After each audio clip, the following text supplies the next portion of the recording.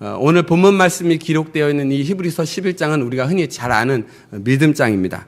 11장 앞에 10장 22절에 보면 우리가 오직 영혼을 구원함에 이르는 믿음을 가진 자라고 이렇게 말씀하고 있습니다. 여기서 우리가 자연스럽게 질문 하나를 갖게 되죠. 그것은 우리가 가져야 하고 또 끝까지 지켜야 할 그 믿음이 어떤 믿음이냐, 어떤 믿음이 무엇인가 하는 것입니다. 이 질문에 대해서 오늘 본문 말씀이 기록되어 있는 이 11장에 그 해답을 주고 있는데요. 특별히 이 11장은 여러분도 잘 아시다시피 여러 믿음의 선조들이 등장을 합니다. 그들을 통해서 무엇이 믿음이고 또 어떻게 믿어야지 그것이 참 믿음인지를 설명해 주고 있습니다. 특별히 이 시간에는 11장에 언급된 그 많은 그 믿음의 선조들 가운데 노아에 대해서 한번 살펴보고자 합니다. 그는 한결같이 하나님과 일생을 동행함으로 또 하나님을 기쁘시게 해드릴 그런 사람입니다. 창세기 6장 9절에 보니까 노아에 대해서 이렇게 설명합니다.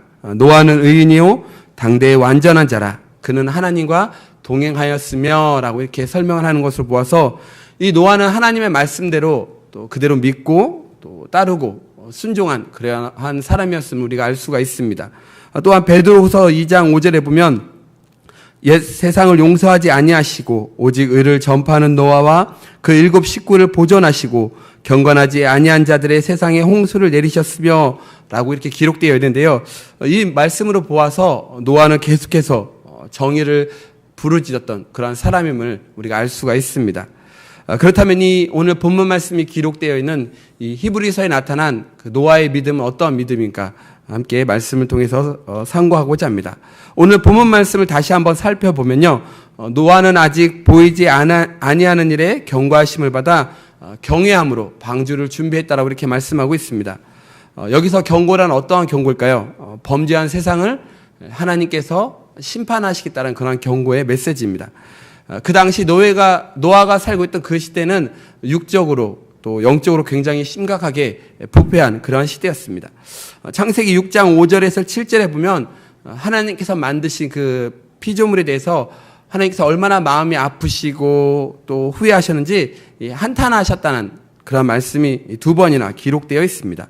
한번 찾아볼까요? 창세기 6장 5절에서 7절입니다. 한번 봐주시겠어요? 네. 5절은 제가 읽고요.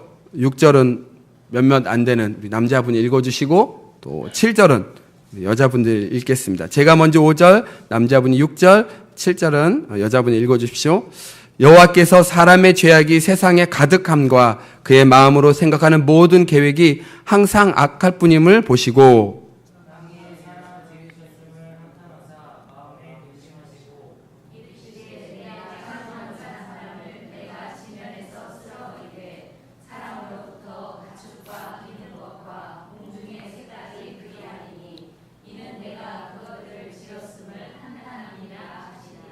네. 이렇게 하나님께서는 부패하고 타락한 그런 세상을 심판하시기로 결정하셨습니다. 그리고 노아에게 방주를 만들라라고 말씀하셨죠. 과학자들에 의하면 당시에는 그 비라는 것이 없었다라고 합니다. 하늘 위에 물층이 있어서 이 자외선이 차단되었었는데 그런 조건에서는 수증기가 올라가지 않는다라고 합니다. 창세기 2장 6절에 보면 이렇게 안개만 올라와서 지면을 적셨다라고 말씀하고 있습니다. 이러한 환경에서는 인간의 수명이 지금과는 아주 비교할 수 없을 만큼 상당히 길었다고 합니다. 그런데 궁창의 그 물층이 노아 홍수 때에 다 쏟아진 후에는 사람의 수명이 급속히 단축되었다고 합니다. 어쨌든 그 당시에는 비라는 것이 없었습니다. 따라서 노아는 한 번도 이 비라는 것을 본 적이 없었던 것이죠. 그러나 그는 하나님께서 비를 내리셔서 이 세상을 심판하시겠다는 그런 말씀을 믿었고 또 그 말씀에 순종하여서 방주를 만들면서 사람들에게 하나님의 그 심판의 메시지를 경고하였습니다. 노아는 이렇게 보이지 않는 일에 메시지를 받았고 또 그 말씀에 순종하였습니다. 아무것도 보이는 것이 없었지만 노아는 하나님의 말씀을 믿고 그 말씀을 따라 행동했던 것이죠. 본문 7절에서 말씀하고 있는 이 보이지 않는 일에 경고하심을 받아 경외함으로라는 말이 바로 그런 의미를 담고 있는 것입니다. 11장 1절에 보면 우리가 잘 아는 말씀이 있죠. 믿음은 바라는 것들의 실상이요 보이지 않는 것의 증거라고 말씀하고 있습니다. 아무것도 보이지 않는다고 해도 성도는 하나님의 말씀을 믿고 또 그 말씀대로 순종하며 살아가야 합니다. 노아는 알 수도 없고 또 이해할 수 없는 그러한 일들, 그가 한 번도 경험하지도 보지도 못했던 일들에 대해서 경고를 받았습니다. 그리고 그는 하나님의 말씀을 믿고 경외함으로 방주를 준비하였습니다. 이러한 노아의 그런 태도야말로 진정한 믿음의 사람이라고 할 수가 있습니다. 믿음의 사람은 한 번도 보지 못한 일이라고 해도 하나님의 말씀대로 순종하는 사람입니다. 노아는 하나님 말씀에 순종하여 방주를 만들었습니다. 근데 이 방주는 보통 그 다른 배와는 좀 다른 배였습니다. 다른 배들처럼 이 항해를 위한 것이 아니라 그냥 물 위에 떠 있기만 하는 그런 방주였던 것이죠. 방주란 네모 반듯하게 만든 배를 가리킵니다. 이 방주에는요, 어떤 동력 장치도 없고 또한 그 운항 장치도 없었습니다. 창문도 아주 높은 곳에 있어서 밖을 내다볼 수 없는 그러한 방주였습니다. 이것은 무엇을 의미할까요? 이것은 사람이 그 배를 움직이는 것이 아니라 바로 하나님께서 이 배의 그 키를 운전하고 있음을 말씀하고 있는 것입니다. 이 배는 항해를 위한 배가 아닙니다. 험난한 그런 홍수를 견디기 위해서 지어진 그런 배입니다.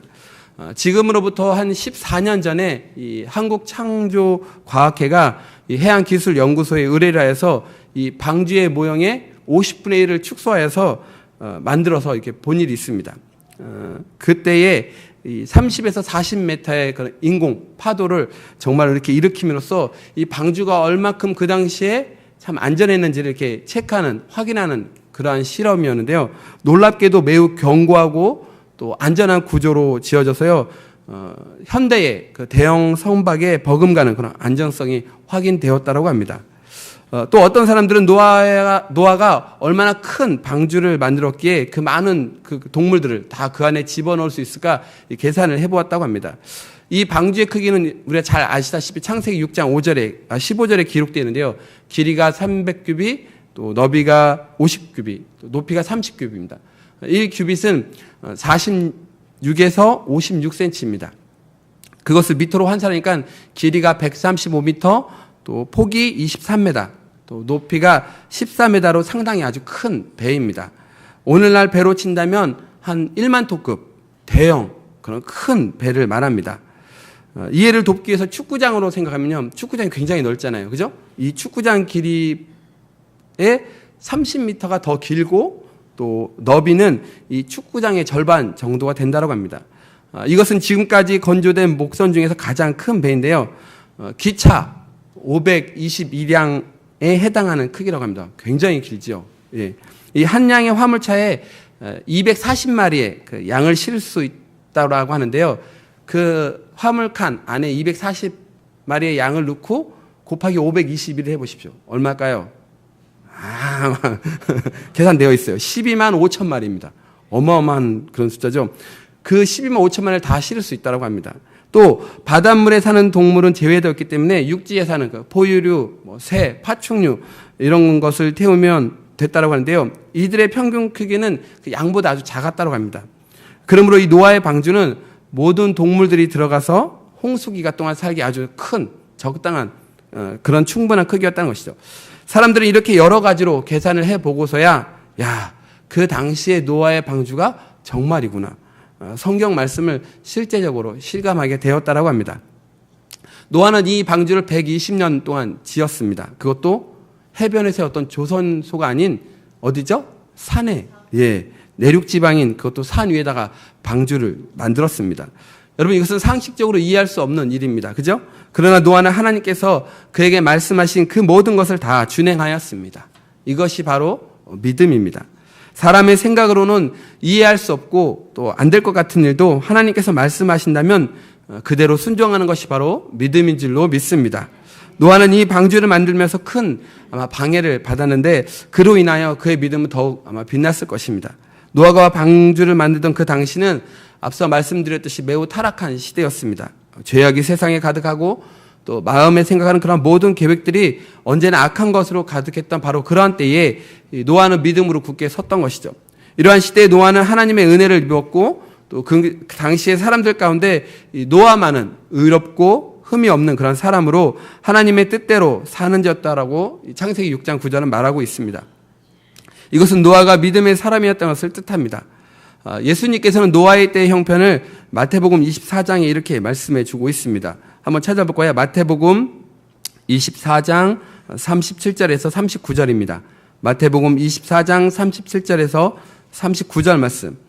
신약 성경 42페이지가 되겠네요. 마태복음 24장 37절에서 39절 말씀. 24장 37절에서 39절인데요. 남자분이 37절, 제가 38절, 자매님, 여자분들이 39절 읽겠습니다. 37절 남자분 읽어주십시오. 홍수 전에 노아가 방주에 들어가던 날까지 사람들이 먹고 마시고 장가들고 시집가고 있으면서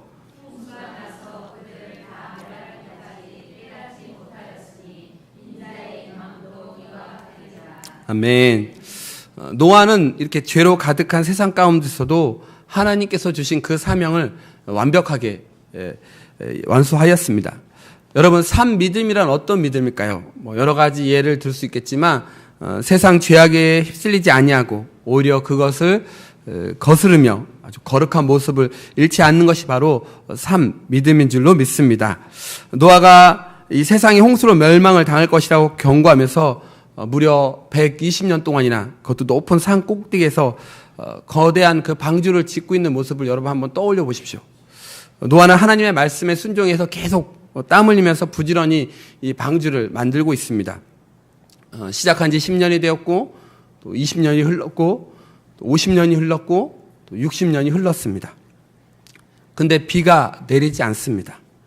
노아의 마음에 아마 의심이 들었을 것입니다. 내가 하나님의 말씀을 잘못 들었을까? 잘못 들으면 이 방주를 지금 멈춰야 되겠지?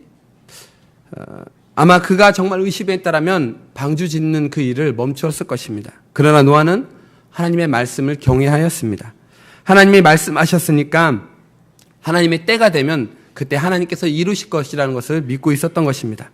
그래서 그는 처음부터 끝까지 똑같은 그런 한결같은 마음으로 하나님의 말씀에 순종해서 방주를 짓고 또 지었던 것입니다. 세상 사람들의 비웃음도 만만치 않았을 것입니다. 아이고, 저 노아 보게 노아 봐. 아니, 햇빛이 이렇게 쨍쨍 찌는데 웬 생고생이야. 저 어떻게 이렇게 된 거 아니야 이거? 노아? 얼마나 손가락질이 많이 했겠습니까? 그러나 노아는 세상 사람들의 이 비웃음에 개의치 않았습니다.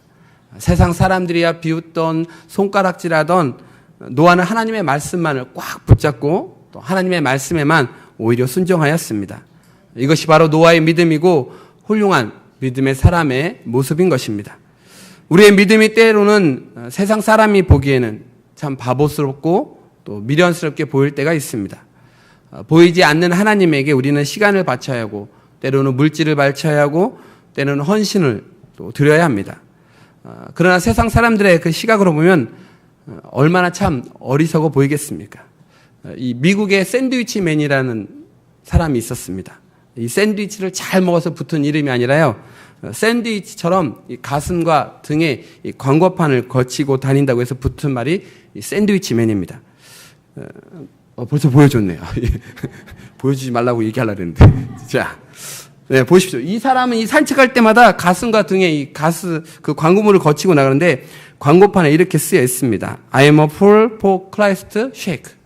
나는 그리스도를 위한 바보입니다. 나는 그리스도를 위한 어리석은 사람입니다. 라고 저렇게 광고판을 거치고 다닙니다. 다른 사람이야 어떻게 생각하든지 간에 오직 자기 자신은 예수 그리스도를 위한 바보로만 살아가겠다는 것이죠. 그래서 저런 우스꽝스러운 그런 모습으로 그리스도의 복음을 전하면서 산다는 것입니다. 사랑하는 성도 여러분, 우리의 믿음이 세상 사람들의 그 눈으로 보기에는 참 바보스럽고 어리석고 또 미련스럽게 보일 수도 있습니다. 그러나 하나님은 우리의 믿음을 소중히 여기십니다. 우리가 하나님의 말씀에 순종하면 하나님께서는 언제나 우리의 믿음에 아름답게 보상해 주십니다. 여러분, 노아를 보십시오. 하나님께서 노아의 그 믿음에 어떻게 보상을 해 주셨습니까? 노아 자신만이 아니라 노아 자신은 물론하고 그의 가족까지도 하나님께서 그 가족을 보상해 주셨습니다. 바로 구원에 받게 하신 것이죠. 본문 말씀 중반절에 보니까 이 경외함으로 방주를 준비하여 그 집을 구원하였다라고 말씀하고 있습니다. 노아가 방주를 지었을 때 그의 가족들 역시 함께 아마 그 일에 동참했을 것입니다. 따라서 그들도 함께 비난과 또 조롱을 받았을 것입니다. 그러나 노아의 모든 가족들은 그 노아의 믿음을 본받았고 모두가 하나님의 홍수 심판으로부터 다 구원을 받을 수 있게 되었습니다.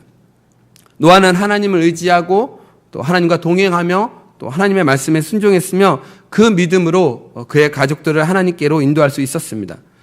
이것은 롯과는 좀 비교되는 그러한 일이죠. 롯은 하나님을 믿긴 했지만 하나님과 동행하지는 않았습니다. 하나님께서는 죄악이 가득했던 그 소돔과 고모라를 불로 심판하시기로 작정하셨습니다. 롯이 심판에 대해 경고하자 사람들은 심지어는 그의 사위까지도 롯을 비웃었습니다. 그리고 롯의 아내는 하나님께 불순종함으로 심판을 받아서 소금 기둥이 되었습니다. 아버지와 함께 피신한 롯의 딸들은 아버지에게 술을 먹이고 근친상간의 죄를 범하였으며 이스라엘의 두 큰 원수인 모압과 또 암몬 족속을 탄생시켰습니다. 노아의 믿음과 또 그의 거룩한 삶은 그의 가족을 구원하였지만 반대로 롯은 타협함으로 자신의 가족을 멸망에 이르게 했던 것입니다. 그렇다면 여러분의 믿음은 여러분의 가족에게 어떠한 영향력을 미치고 있습니까? 어떤 성도분들은요, 이 자녀가 이제 시험 기간이 되면 교회 잘 보내지를 않습니다.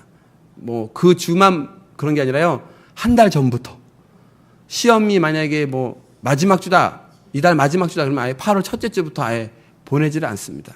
대신 어디로 보낼까요? 학원이나 도서실로 보냅니다. 그들이 정말 믿음 안에서 성장하기 원한다면 그러한 상황 가운데 더 교회에 보내야 할 것입니다. 왜냐하면 주일의 초점은 나에게 있는 것이 아니라 바로 하나님에게 있기 때문입니다. 오히려 주일날 도서관이나 또 학원에 보내는 것은 신앙적으로 그들을 더 멸망에 이르게 한다는 것이죠.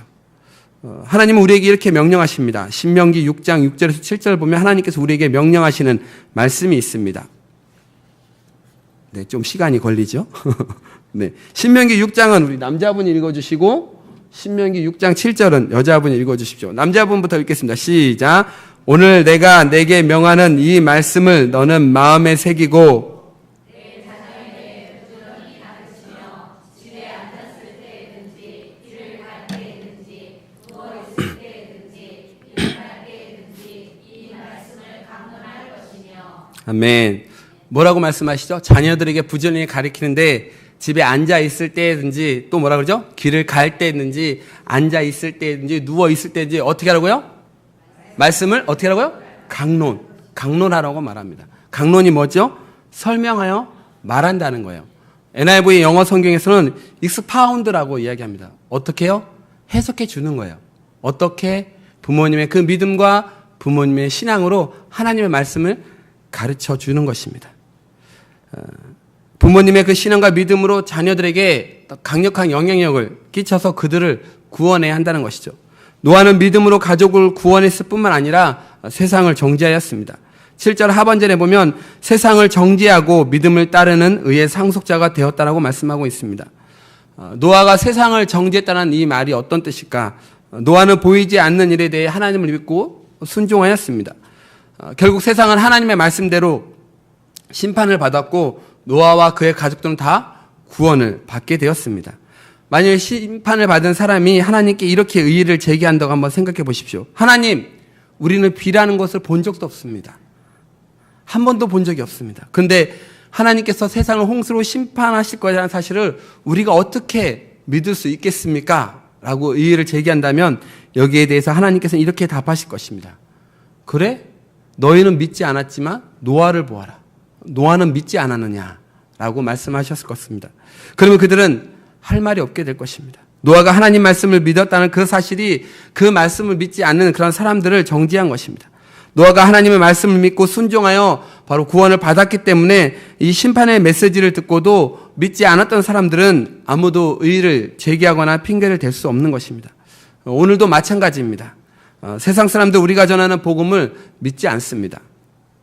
지난 월요일에 가족끼리 이렇게 차에서 마트에 갔다가 이제 들어오는 길이었는데 큰딸 예주가 이런 질문을 합니다. 아빠, 예수님 정말 살아계셨어? 살아계셨지. 예수님 살아계셨어. 그럼 언제 살아계셨어? 지금으로부터 아주 먼 2002년 전에 살아계셨지. 그래? 그럼 몇 살 때 돌아가셨어? 예수님께서 33살에 돌아가셨어. 뭐야? 아빠보다 적네? 이게 아빠보다 적다. 내가 빨리 주란 얘긴가? 33살에 돌아가셨어. 라고 이야기를 했습니다. 그러면서 제 옆에 있던 아내가 이렇게 또 얘기하는 것입니다.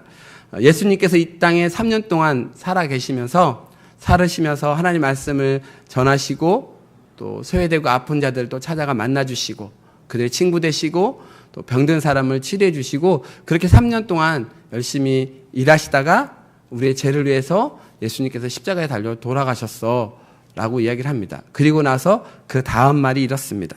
그런데 사람들은 예수님께서 이 땅 가운데 3년 동안 살아계셨기 때문에 3년 동안 일하셨기 때문에 사람들은 믿지 않아. 왜냐? 그 연수가 짧기 때문에. 3년이라는 세월이 너무나 짧기 때문에 사람들은 그 3년 동안 예수님께서 그 많은 일들을 행하신 것을 믿지 않아.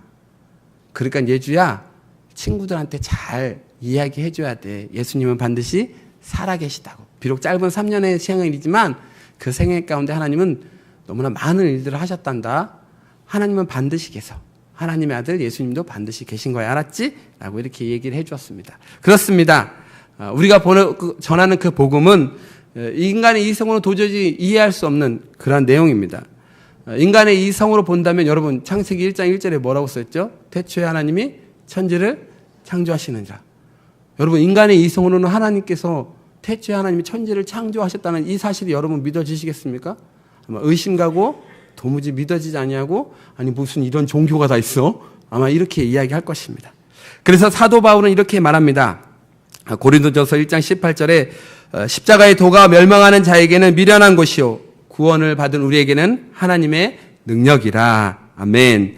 또 1장 23절에 이렇게 얘기합니다. 우리는 십자가에 못 박힌 그리스도를 전하니 유대인에게는 꺼리끼는 것이요 이방인에게는 미련한 것이로되. 이처럼 십자가의 도를 미련한 것으로 여겨서 끝까지 믿지 아니하고 멸망을 당한 사람들은 복음이 믿기 어려운 그런 메시지였다라고 변명할 것입니다. 그러나 믿고 구원받은 성도들이 많기 때문에 그들의 변명은 전혀 설득력이 없는 것이죠. 그래서 복음을 듣고 또 믿어서 구원받은 성도들은 노아처럼 믿지 않고 멸망당한 자들을 정죄하는 것입니다. 이 사실은 오늘 우리에게도 그대로 적용이 됩니다. 우리는 다 비슷한 환경과 또 조건에서 신앙생활을 하고 있습니다. 그런데 어떤 사람은 정말 최선을 다해서 열심히 주님께 충성하고 봉사하고 또 공적 예배들 다 지키며 그렇게 살아가는 그런 성도분이 계신가 하면 반면에 어떤 성도분들은 믿음을 제대로 지키지 못하는 그런 성도분도 계십니다. 우리가 죽어서 하나님의 심판대 앞에 서게 될 때 그때 믿음을 제대로 지키지 못했던 사람들은 나름대로 아마 하나님께 변명할 것입니다. 그런 그들을 향하여 하나님께서 이렇게 말씀하실 것입니다. 너보다도 더 어렵고 힘든 그런 상황 가운데서도 저렇게 믿음을 지킨 사람이 있지 않냐느냐. 네가 어렵고 힘들 때 신앙을 포기했지만 너처럼 그렇게 더 어렵고 너보다 더 오히려 어렵고 힘든 상황까지도 그들은 믿음을 저버리지 않았다. 그들은 나 하나님을 전적으로 신뢰했다. 그러면 우리는 할 말이 없어지게 될 것입니다. 그러므로 어떤 경우에도 믿음을 지키며 말씀을 온전히 순종하는 그런 성도가 되어야 합니다. 하나님께서는 비를 내려 홍수로 세상을 심판하시다라고 말씀하셨습니다. 노아는 비가 내리거나 또 물이 불어나는 것을 본 적이 없습니다.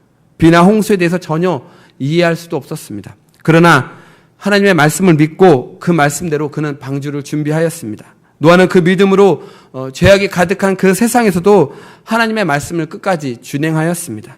그는 오랜 세월 동안 많은 사람들의 조롱과 또 멸시를 받으면서도 하나님의 심판을 경고하였고 또 방주를 완성하였습니다. 그리고 온 세상이 멸망당할 때에 자신과 또 자신의 가족을 구원했고 오늘 말씀에 기록된 것처럼 믿음을 쫓는 의의 상속자가 되었습니다.